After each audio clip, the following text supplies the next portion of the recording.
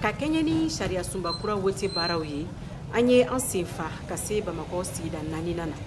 Bureau de vote 4 bɔɲɔgɔnkɔ an ye olu bɛɛ lajɛlen yala n'o ye lakɔliso B, C, Aminata Diop fo ka taa se Mamadou Sarr ma.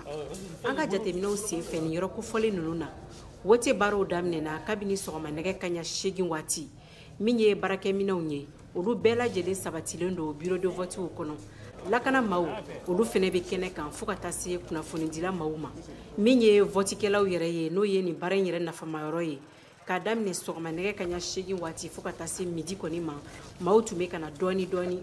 O hukumu kɔnɔ an y'an ka kuma galama tegun vote baarakɛla dɔw la minnu sigikun ye yaasa nin baara in yɛrɛ ka kɛ a kɛcogo la. Ne tɔgɔ Kaba Kɔnde, n bɛ Lafiyabugu yan nɔ. Cour constitutionnelle in ta kan k'a ka délégué yan nɔ lycée Mamadou Sarr cour kɔnɔna la yan. Bon, an kɔni sera yan nɔ depuis 7h30. Vraiment an kɔni y'a ye cogo min na depuis a daminɛ a bɛɛ dafalen don assesseurs 4 bɛ bureau kɔnɔ, président de bureau fana bɛ bureau kɔnɔna la.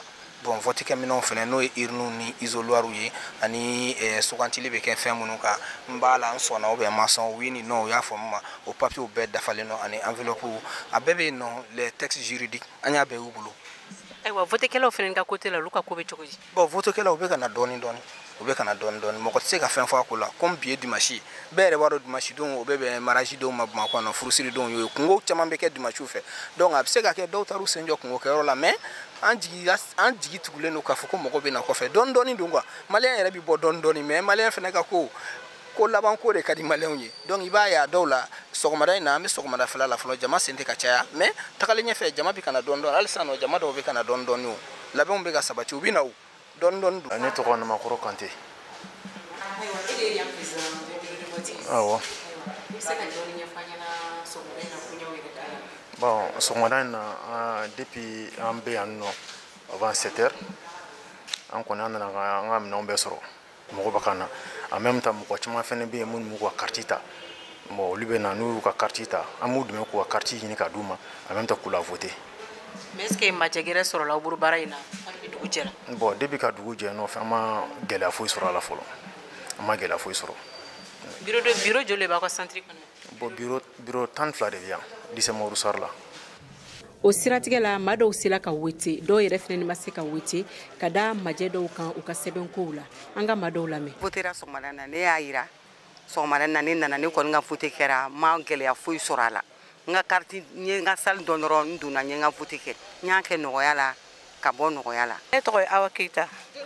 Bon, ne nana vote kɛyɔrɔ la ne ka carte ma ye ko ne votera Kayi ka tɛmɛ ko mais k'u bɛ fɛɛrɛ kɛ ka transfert kɛ n bɛ vote yan nɔ a kɔni ka di ye ka vote parce que n ye fasoden ɲuman de n b'a fɛ ka vote. Mais ko k'i votera Kayi o kɛla don jumɛn? O mɛnna élection tɛmɛbaga a kɛra o de la élection tɛmɛbaga a kɛra o de la n ka nina bɛ n bolo n taara n ka fɛn recherche kɛ a ma ye an y'a don n y'a di neveu dɔ ma an y'a don machine kɔnɔ u y'a yira ko n votera Kayi ka so de ko mais ko dans peu de temps ko salle 7 u bɛna n bila n bɛna salle 7 la n bɛna vote yan. O ye wagati f'i ɲɛna? Ah, ko dans 2 mois o ko dans 2 mois a ma se ka vote bi. Bon, Musa Kulubali. Awɔ ne votera.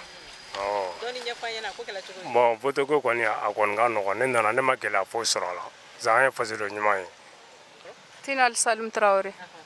N ka carte nina bɛ ne bolo ne nana n ka carte d'électeur sɔrɔ ɲini d'habitude n ka carte d'électeur filɛ nin ye ne bɛ voter Mamadou Sarr la bureau 0 numéro 9. Bon, j'étais sûre ko n bɛna sɔrɔ yan ne nana ka bureau de vote bɛɛ kɛ ne tɔgɔ tɛ yen donc u bɛ numéro min composé min bɛ a labɔ ne y'o composé a bɛ tɔgɔ min labɔ ça doit être un nom jusque vers le nord donc ne ka carte ma ye a bɛ comme u y'a envoyé ka taa voilà que je ne peux pas voter o de ne ka problème ye parce que n t'a dɔn nin bɛ résolu cogo o cogo sisan. Ayiwa an balimaw aw yɛrɛ ɲɛ b'a la cogo min na ni wote baaraw daminɛna kabini sɔgɔma nɛgɛ kaɲa 8 waati a bɛna kuncɛ wula nɛgɛ kaɲa 18 ni ala ma baasi kɛ a kunnafoni tɔw an bɛna o bɛɛ lajɛlen walawala aw ye.